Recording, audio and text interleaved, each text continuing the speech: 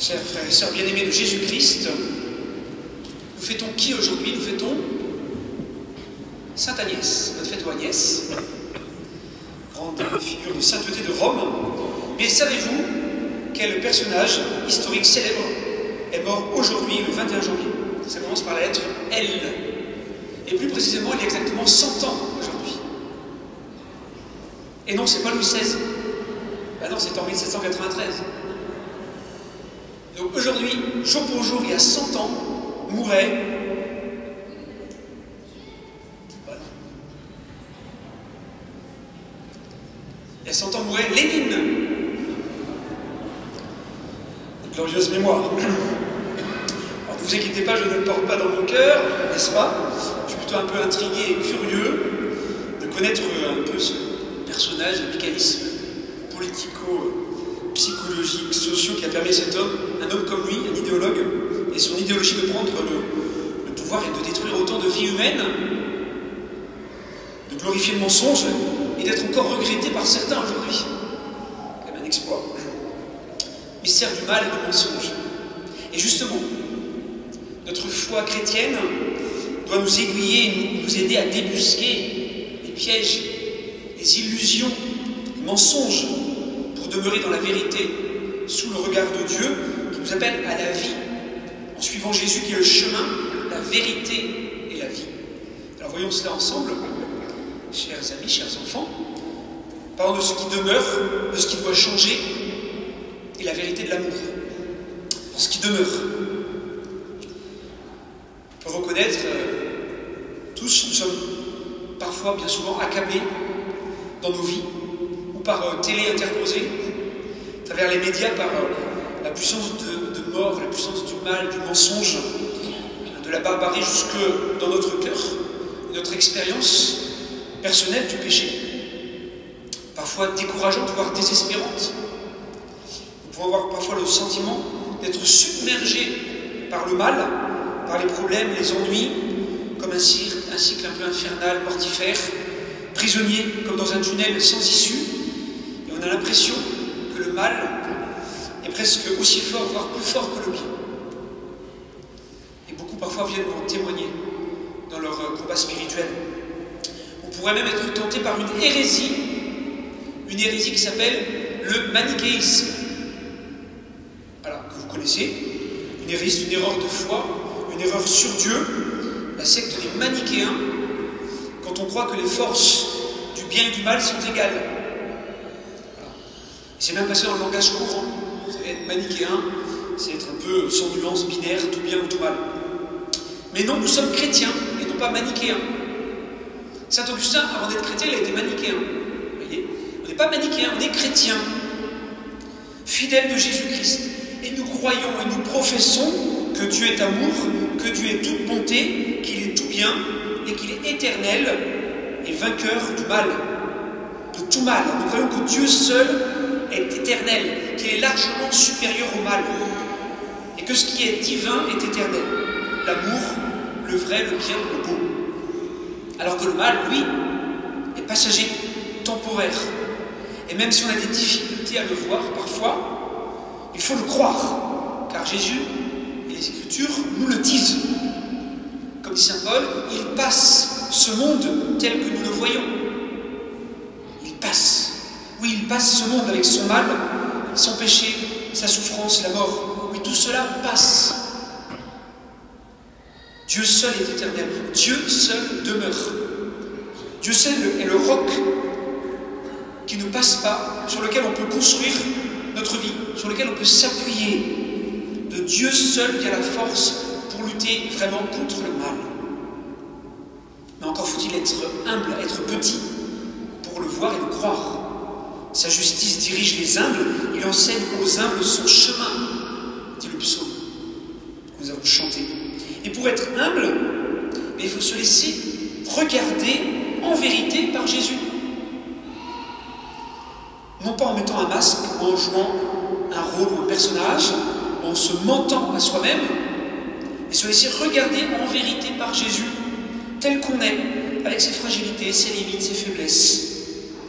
Vous savez que notre monde, avec tous ces écrans, ces selfies, Alors j'ai une semaine de prière en silence, sans écran, sans portable, le pied. Vraiment, prenez ça une fois par an, une semaine en silence. Coupé. Alors après, quand on rouvre, c'est un peu le problème, mais notre monde est saturé de ça, de réseaux sociaux, qui se ment à lui-même, ce monde, qui joue un rôle de personnage, restant tout le temps dans le superficiel, l'artificiel. Vous voyez, le personnage s'affiche, et la personne s'efface. Alors qu'il faut vivre et être vraiment sous le regard de Dieu, qui m'aime, et non pas survivre à travers ce que je fais et tous les likes. Et sans like, c'est vide. Simon et André, Jean et Jacques se laissent regarder par Jésus. Ils se laissent aimer en vérité par Jésus et ils le suivent. Jésus les appela, ils partirent à sa suite. Faire l'expérience de l'amour de Dieu qui me regarde, qui me touche, qui m'appelle, ça change tout. Regardez The Chosen, une fois dans la série, c'est très beau quand il vient les appeler. Dieu et son amour demeurent vraiment, il ne change pas. Donc, ce qui doit changer, c'est le cœur, notre cœur, pour vivre une vraie révolution. La vraie révolution, celle du cœur. Dieu demeure, il est éternel, immuable, et nous devons changer et nous tourner vers Dieu. Convertissez-vous, dit Jésus. Convertissez-vous. C'est ça la vraie révolution qui changera le monde. La révolution du cœur, la véritable libération intérieure, quand l'amour de Dieu nous touche, nous guérit, nous relève, nous sauve. Vous savez que ceux qui réforment vraiment l'Église et qui changent profondément le monde, ce sont les saints et les saintes. C'est-à-dire des pécheurs pardonnés, des pauvres qui se laissent aimer par Dieu. Et tout est question, tout est affaire de confiance et de foi. Est-ce que je laisse Jésus soigner et guérir mes blessures? Vraiment. Ce n'est pas que des mots, c'est à vivre. Est-ce que je laisse de la place à Jésus dans ma vie? Est-ce que je me laisse vraiment aimer? Est-ce que je l'écoute et me laisse appeler par Jésus? Vous savez, je vous l'ai déjà dit, les apôtres et les disciples ne se sont pas dit en croisant Jésus, quand il les a appelés, je dis non, je suis trop nul pour dire oui et te suivre. Non, ils se sont laissés appeler, interpeller, ils se sont laissés toucher par Jésus tel qu'ils étaient. Et ils ont cheminé avec lui, avec des hauts et des bas, ils ont marché et avancé avec Jésus.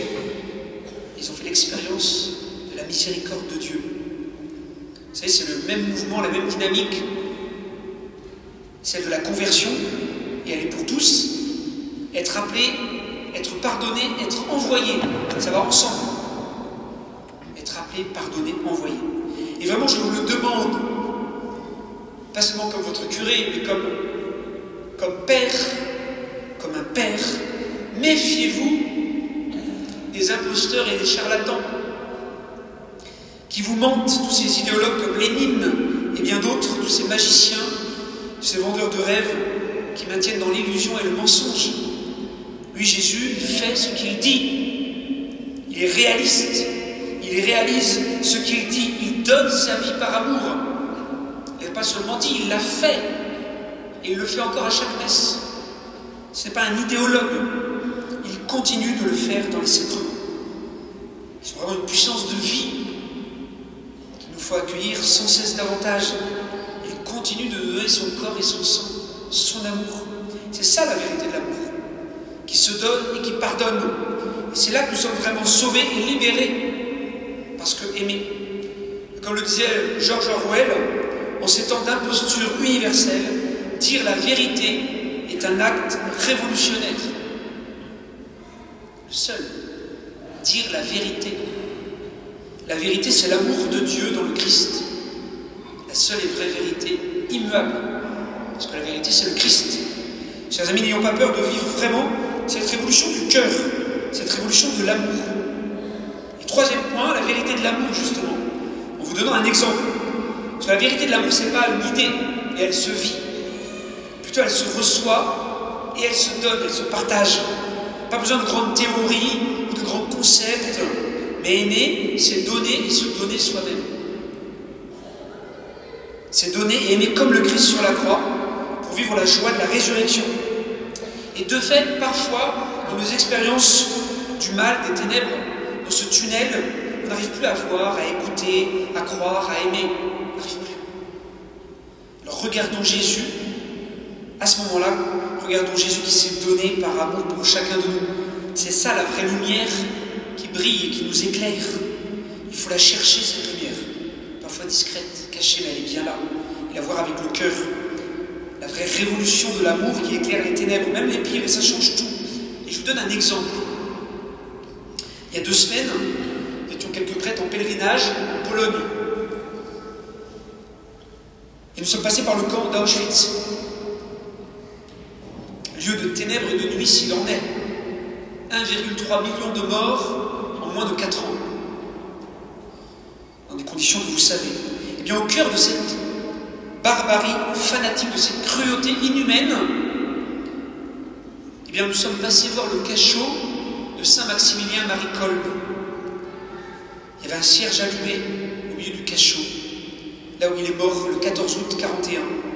Et c'est dans ce cachot qu'il a accompagné ses 9 compagnons condamnés à mourir de faim, en priant avec eux et pour eux, en chantant les louanges du Seigneur, en pardonnant à ses geôliers. C'était un prêtre, un franciscain, et il avait pris la place d'un des 10 condamnés à mort, qui était père de famille, afin qu'il puisse survivre et que lui meure à sa place, en donnant sa vie pour lui comme le Christ. Bien au cœur de ces ténèbres, de cette nuit, il y a eu ce don d'amour de Maximilien Marie Kolbe qui a éclairé cette nuit. Cela n'a pas de prix. Cela est éternel. Cela est la lumière de Dieu qui brille dans les ténèbres. C'est l'amour de Dieu en acte et en vérité. Un peu comme le témoignage de cette jeune femme, vous avez entendu, qui s'est fait baptiser l'année dernière, celle dont Arnaud Beltrame avait pris la place comme otage et qui est mort, tué par un terroriste. Il avait pris sa place à cette femme a été bouleversée et elle est devenue chrétienne, elle a été baptisée l'année dernière. Qui veut sauver sa vie la perdra, mais qui donne sa vie à cause de moi la gardera pour la vie éternelle, dit Jésus. La révolution et la vérité de l'amour nous poussent à donner notre vie chaque jour par amour, comme Jésus. Chers amis, demandons à la Vierge Marie, refuge des pécheurs, de nous aider à nous laisser aimer vraiment par Jésus, à nous laisser regarder sans peur par lui pour goûter cette puissance de l'amour qui nous introduit déjà dans la vie éternelle, et vie éternelle qui nous est donnée maintenant dans la communion d'amour à son Fils sur l'autel, dans cette messe, en cette cathédrale. Je vous salue Marie, pleine de grâce. Le Seigneur est avec vous. Vous êtes bénie entre toutes les femmes, et Jésus, le fruit de vos entrailles, est béni. Sainte Marie, Mère de Dieu, priez pour nous pauvres pécheurs, maintenant et à l'heure de notre mort. Amen. Sainte Agnès de Rome, priez pour nous.